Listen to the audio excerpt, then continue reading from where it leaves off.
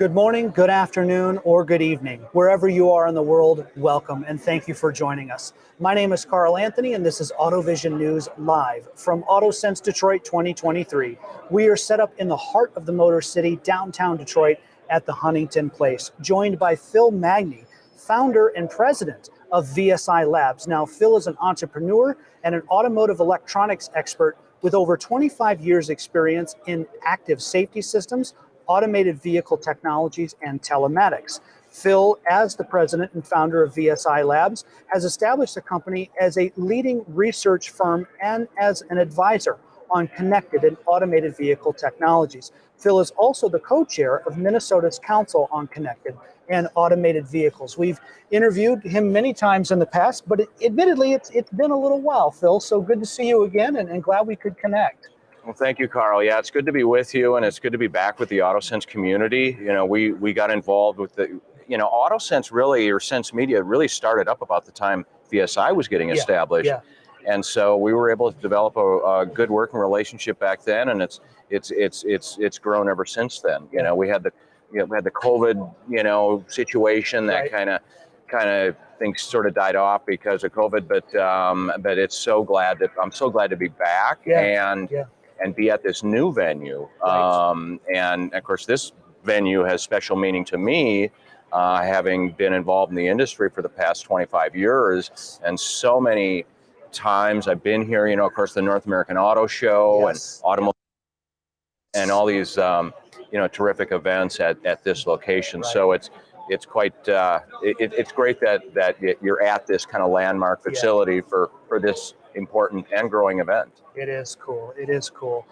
Phil, as far as landmarks go, you've had a number of them throughout your career, VSI Labs being one of those pinnacles. Tell us, Phil, give us an overview of VSI Labs and kind of tell us about the work that you do. Sure. VSI Labs is I have to say my most exciting business overall. Yeah. It was a huge challenge for us. I mean, it was a big leap when I started the company 8 years ago. Yeah. And we set out on a mission to really understand the building blocks of ADAS and automated driving as researchers. Sure.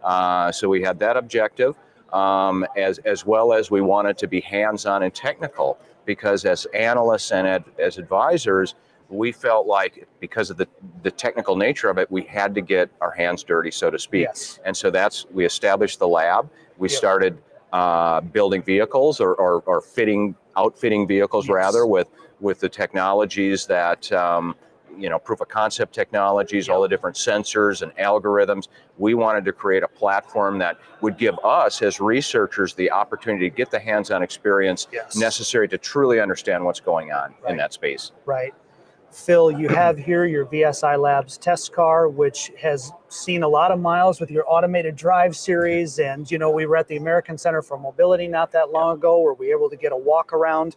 Attendees here can get a walk around the VSI Labs test car. Tell us about the vehicle you have here. Yeah, the vehicle we have here, we operate these by-wire vehicles. And as a by-wire vehicle, it gives us the opportunity to really integrate these systems deeply into the vehicle and actually do self-driving tests or do ADAS tests. In many cases, we need to do those at a facility like ACM because we need that closed course environment to carry out these tests in a proper way. Sure. But if you've seen our vehicles, you have many times, you see there's logos on these cars, and those logos, many of them are sensor companies, many of them are here. And we just, with our vehicles, we get the opportunity to really see the latest and greatest and some of the newest technologies that haven't even made it into production yet. We're getting the opportunity to examine, what they bring to the table. Right. And so it's pretty exciting work having the vehicles. It's challenging work. I mean, we are constantly solving problems because nothing is truly plug and play. Not that you would really expect it to be so, but there are a million things that can go wrong, obviously, with these complex system made up of systems, right? And so it's real challenging work. We have a terrific team. A lot of them are software developers, and they really understand the coding necessary to stitch all this together. Right, right.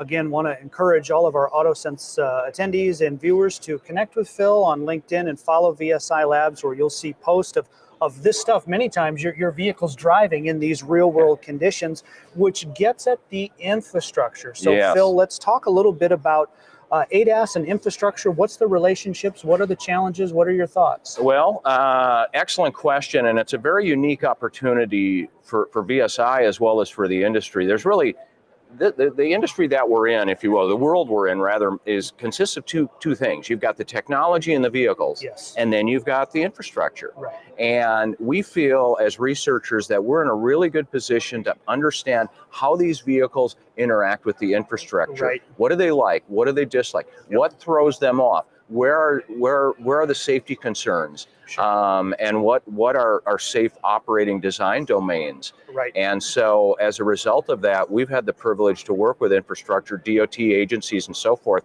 to help them assess the quality of their roadways. Yes. Okay, so we know the technology is good, but as of now, the agencies are beginning to ask themselves, are our roads ready for the new technology? Right. And so they'll bring VSI in and we'll do a full survey of the road segment. Yes. And then through our post-processing, we can run algorithms over and over again and look for areas where the confidence falls down or there's a failure or a disengagement. Right. And then we can provide the report to the agency, and then they can address that. Right.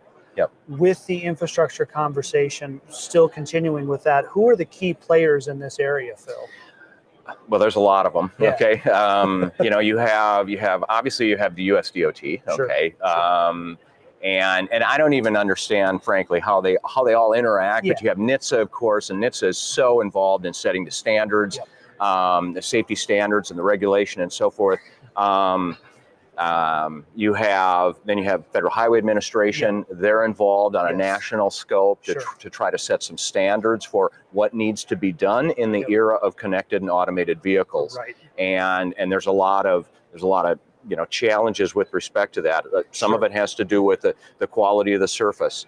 A lot has to do with the quality of the lane markings. A lot of it has to do with signage and bridges Yes. and things like that. Because as we've all heard, especially lately, a lot of these vehicles can get false positives. Yes. When they're driving down the road. Sure. From certain infrastructure elements that cause what we call phantom braking. Right. Things like that. So we're able to, with our research vehicle, we're able to provide really good feedback and advisory to the infrastructure world. Sure. With respect to how these cars read the road. Yeah. And it's a very exciting time for that body of work. Yeah.